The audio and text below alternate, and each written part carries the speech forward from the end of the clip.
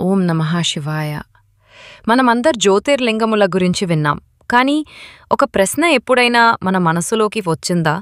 ఈ 12 లింగములనే మనం జ్యోతిర్లింగములుగా ఎందుకు పిలుస్తాము?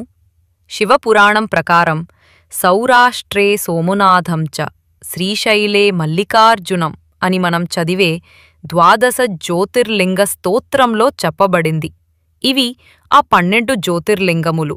సోమనాథుడు గుజరాత్, మల్లికార్జున స్వామి శ్రీశైలం ఆంధ్రప్రదేశ్, మహాకాళేశ్వరుడు ఉజ్జయిని మధ్యప్రదేశ్, ఓంకారేశ్వరుడు మధ్యప్రదేశ్, వైద్యనాథుడు మహారాష్ట్ర, భీమశంకరుడు పూణే, రామలింగేశ్వరుడు రామేశ్వరం తమిళనాడు, నాగేశ్వరుడు ఔందా గుజరాత్, విశ్వనాథుడు వారణాసి ఉత్తరప్రదేశ్, త్రయంబకేశ్వరుడు నాసిక్, కేదారేశ్వరుడు కేదార్వరుడు కేదార్నాథ్ హిమాచల్ ప్రాంతం, కృష్ణేశ్వరుడు వెరుల్ మహారాష్ట్ర. ఇప్పుడు మనం ఒకసారి ఆలోచిద్దాం.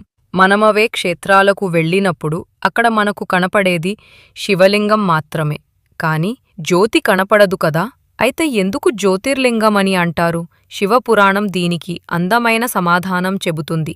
ఆపాతాళ నభస్థలాంతర భవనమ విష్కృత జ్యోతిరూపం అంటే పాతాళం నుండి ఆకాశం వరకు వ్యాపించిన పరమజ్యోతి స్వరూపుడు శివుడు. ఆ జ్యోతి ఎప్పటికీ ఆరిపోని దివ్య ప్రకాశం. జ్యోతిర్లింగములోని జ్యోతి అంటే జ్ఞానం, ఆత్మ ప్రకాశం, మోక్షప్రదాత అయిన శివుని అంతరంగ స్వరూపం. భక్తుడు శివలింగం దగ్గరకు వెళ్లి భక్తితో ప్రార్థించినప్పుడు ఆయన కోరికలు తీరుతాయి, జ్ఞానం లభిస్తుంది, చివరికి మోక్షం కూడా ప్రసాదిస్తాడు. ఇది సాధారణ శిల కాదు, స్వయంభూ రూపం. ఎవరూ ప్రతిష్ఠించలేదు. భక్తుల ఆత్మశుద్ధికి శివుడు స్వయంగా అవతరించాడు. శివుడు వివిధ కారణాల వల్ల భక్తుల పిలుపుతో ఈ 12 చోట్ల స్వయంగా ప్రత్యక్షమయ్యాడు. ఆ కథలు ప్రతితీ క్షేత్రానికి ప్రత్యేకమైనవి.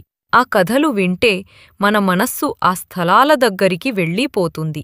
దాంతో మనలో భక్తి పెరుగుతుంది, మనసు ప్రశాంతమవుతుంది. శివుడు మన జీవన మార్గాన్ని వెలిగిస్తాడు. అందుకే ఈ 12 లింగములను జ్యోతిర్లింగములు అంటాడు. ఎందుకంటే అవి శివుని జ్యోతి స్వరూపాన్ని ప్రతిబింబించే పుణ్యస్థానాలు. మనం ఒక్కసారి ఓం నమః శివాయ అని స్మరించినా ఆ జ్యోతి మన మనసులో వెలిగిపోతుంది. శివం శాంతం, జ్యోతి స్వరూపం. జ్యోతిర్లింగాల స్మరణతో శివవానుగ్రహం